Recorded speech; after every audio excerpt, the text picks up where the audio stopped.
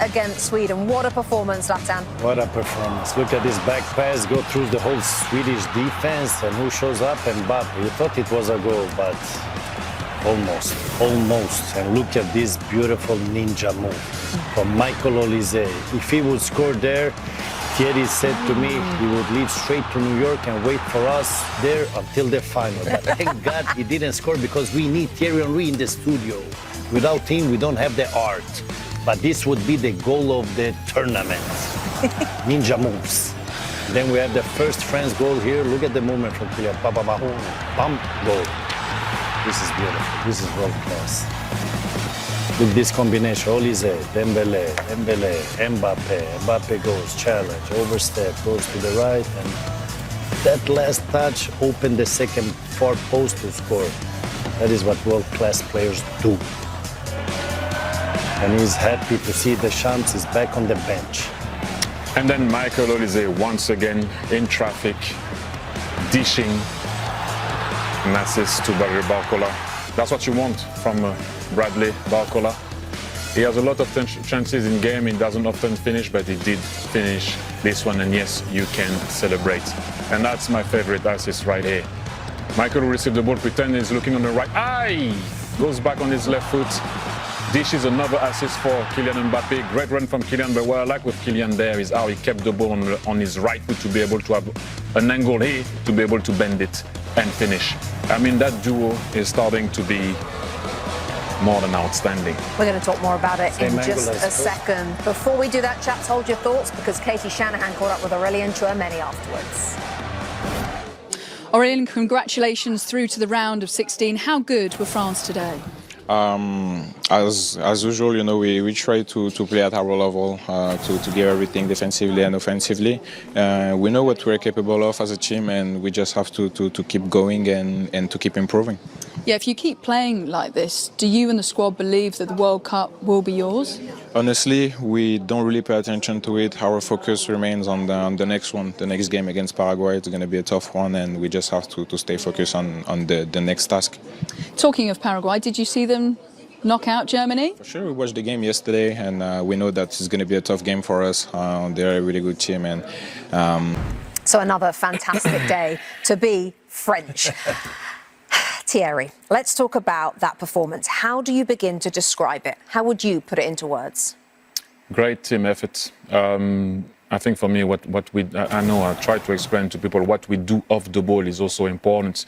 At the beginning of the game, they were talked about. It's the first time that Didier Deschamps goes with 4 players like that, offensive players. It's because 3 of them are running a lot off the ball. What Dembélé does, what Barcola does, and Michael Olise does. I think, if I'm not mistaken, is the guy that recovered the most balls, Michael Olise. So when you think about it offensively, what he does also defensively, and what Tchouameni just said there, he said we played well defensively and offensively. Do not underestimate that. And so now it's going to be Paraguay.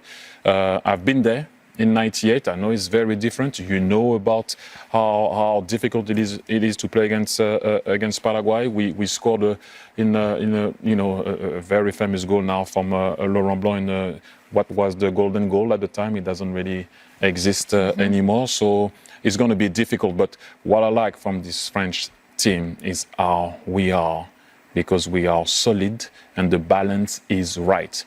I always said I prefer Olise as a 10 and Dembélé on the right. You can see how the team is a bit more balanced when that happens.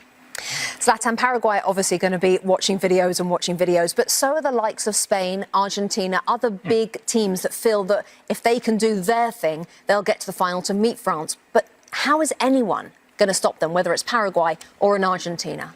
I mean, Paraguay will certainly play with a low block, just like Sweden tried to do, but in a different formation. I think they will play with the 5 defense, and they defend much better than Sweden. But it doesn't mean anything, because if France want, it depends on them. And like Thierry said, they play as a team.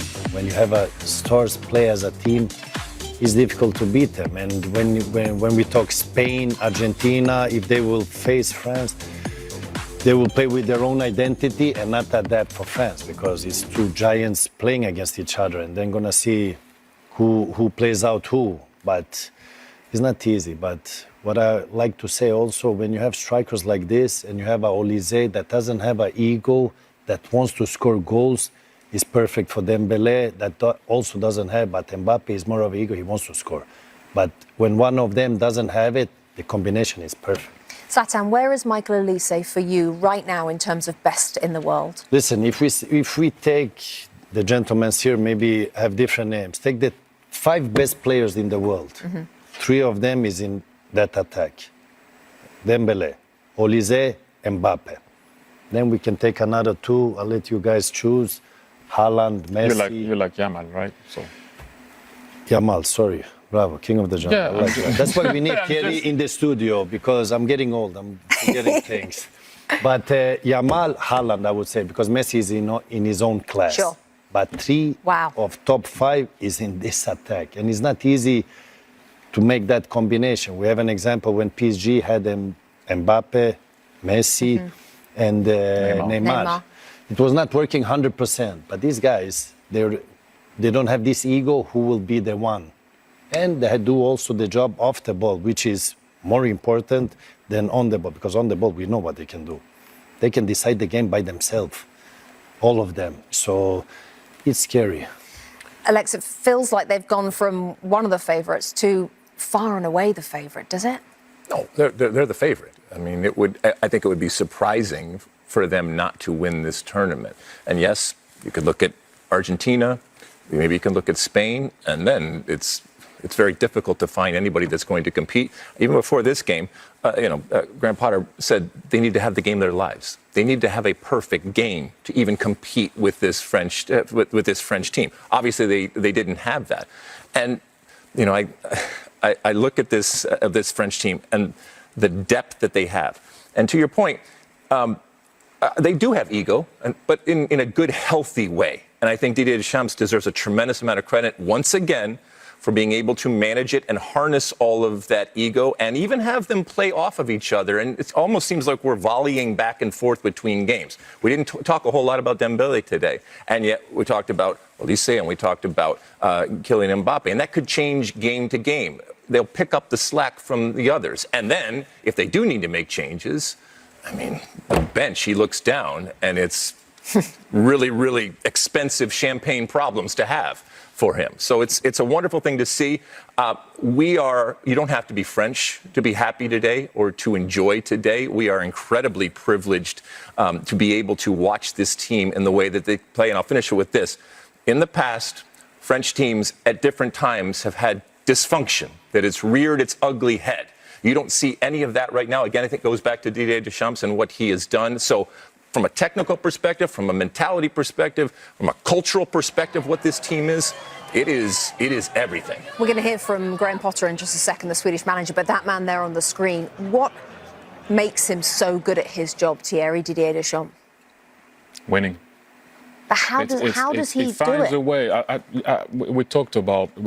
By the way, the celebration was outstanding. Also, when they ran to him, when Kylian went to him to celebrate, because we all know what happened. That gave me goosebumps. I have to say. 18 goals in 18 matches in World Cup. Kylian Mbappé break the all-world record in world football history. What a fantastic guy! 18 goals in just 18 games. Not a numbers. It's showing the talent of Kylian Mbappé for his country and his mindset. As you know, Lionel Messi has a leading goal scorer before this match, but now Mbappé and Messi are equal, and maybe in next few World Cups, Mbappé will break all the record easily.